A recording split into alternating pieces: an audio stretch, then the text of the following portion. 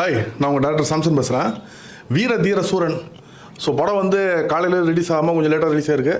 So படம் எப்படி இருக்குது, படத்தோட கதை என்னன்னு பார்த்தீங்கன்னா வச்சிங்களேன், ஒரு சைடு எஸ் சூர்யா இருக்கார். அவர் வந்து ஒரு போலீஸு. இன்னொரு சைடு பார்த்தீங்கன்னா ஊரில் வந்து கொஞ்சம் அந்த பெரிய மனுஷங்க மாதிரி இருப்பாங்கள்ல, கொஞ்சம் செலவுக்குள்ள ஆளுங்க, ரவுடி சமெல்லாம் சேர்ந்து பண்ணிட்டு இருக்கக்கூடிய ஆளுங்க. ஸோ அது வந்து அதில் இருக்கவங்க தான் அந்த வில்லன். ஏதோ தெலுங்கு ஆர்டிஸ்ட் பண்ணியிருக்காங்க.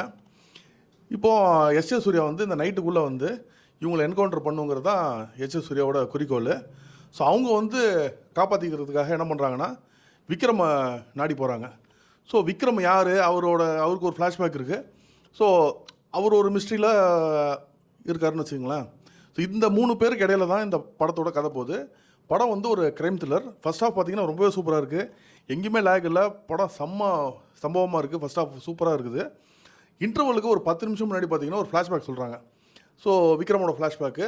அதே மாதிரி இன்டர்வல் முடிஞ்சு ஒரு 10 to 15 மினிட்ஸ் அந்த ஃப்ளாஷ்பேக் கன்டினியூ ஆகி முடியுது. இதுக்கப்புறம் பார்த்தீங்கன்னா படத்தோட கிளைமேக்ஸ் தான். கிளைமேக்ஸ் அந்த ஒரு சீனை என்ன பண்ணியிருக்காங்கன்னா ஒரு 3/4 மணி நேரம் 50 நிமிஷம் சொல்லிட்டு அந்த ஒத்த சீனை வந்து அவ்வளோ ஜவ்வாக இழுத்து வச்சு படத்தை வந்து முடிச்சிருக்காங்க. ஸோ செகண்ட் ஹாஃப் பார்த்தீங்கன்னா நம்மளால் உட்காந்து பார்க்க முடியல. ஃபர்ஸ்ட் ஹாஃப் எந்த அளவுக்கு சூப்பராக இருந்துச்சோ செகண்ட் ஹாஃப்லாம் நம்மளால் உட்காரவே முடியல. அந்தளவுக்கு ரொம்ப லேகாக ரொம்ப ஸ்லோவாக போகுது. விக்ரம் ஃபேன்ஸுக்கு வந்து ஒரு விருந்து தான் சொல்லலாம். நிறைய வந்து விக்ரமுக்கு நல்ல ஒரு ஹைலைட்டான பாயிண்ட்ஸ் வந்து நிறையவே இருந்துச்சு இந்த படத்தில். ஃபேன்ஸ் கொண்டாடுற மாதிரி நிறைய தேட்டரிக்கல் மூமெண்ட்ஸ் எல்லாமே இருந்துச்சு.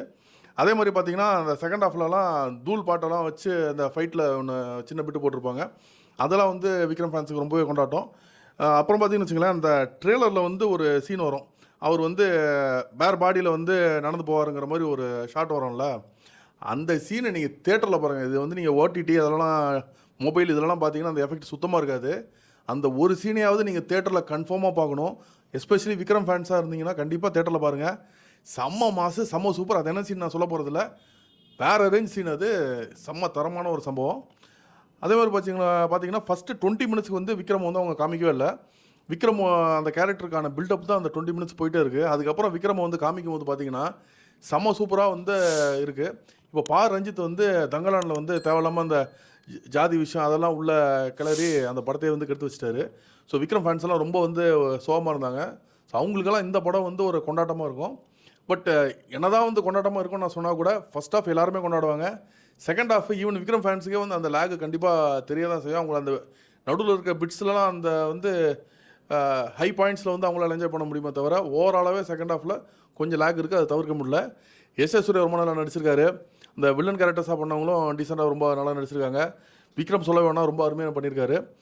இதில் வந்து எஸ் சூர்யா யாருன்னா அவர் வந்து ஒரு கெட்டவன், வில்லன் யாருன்னா அவனும் கெட்டவன், விக்ரம் யாருன்னா இவனும் கெட்டவன். 3 பேருமே வந்து கெட்டவங்க தான். இப்போது விக்ரம் வந்து அவன் குடும்பத்தை காப்பாற்றணும். ஸோ அதனால ஒரு சில தப்பான விஷயங்களை அவர் செய்கிறார். ஸோ ஒவ்வொருத்தவங்களுக்கும் அவங்கவுங்க சுயநலத்துக்காக தப்பான விஷயங்கள் வந்து செய்கிறாங்க. ஸோ எல்லாருமே வந்து கெட்டவங்க தான். ஸோ அதுக்கு இடையில தான் இந்த டோட்டல் ஸ்டோரி வந்து போகுது. துஷாரா விஜயனை பற்றி நம்ம சொல்லி ஆனோம். அவங்க வந்து விக்ரமோட ஒய்ஃபு ப்ளஸ் லவ் இன்ட்ரெஸ்ட் மாதிரி இருக்காங்க. அவங்கள வந்து ஒரு க்ரைம் த்ரில்லரில் போடும்போது ஆட்டோமேட்டிக்காகவே ஆடியன்ஸுக்கு வேறு மாதிரி கொஞ்சம் தாட்ஸ் எல்லாம் போகுது. ஏன்னா அவங்க நிறைய அந்த ரேப் விக்டிமாக வந்து படங்கள் பண்ணனால ஆடியன்ஸுக்கு இப்போ விக்ரம் வீட்டை விட்டுட்டு தனியாக வந்துட்டார், ஸோ யாராவது போய் அவங்கள ரேப் பண்ணிட போகிறாங்களோங்கிற மாதிரி ஒரு இன்டெரக்டாக நம்மளுக்கு ஒரு பேக் ஆஃப் த மைண்ட் வந்து அந்த மாதிரி ஒரு சீன் வரப்போதோன்னு சொல்லிட்டு படம் ஃபுல்லாகவே நம்மளுக்கு தோணிட்டு இருந்துச்சு.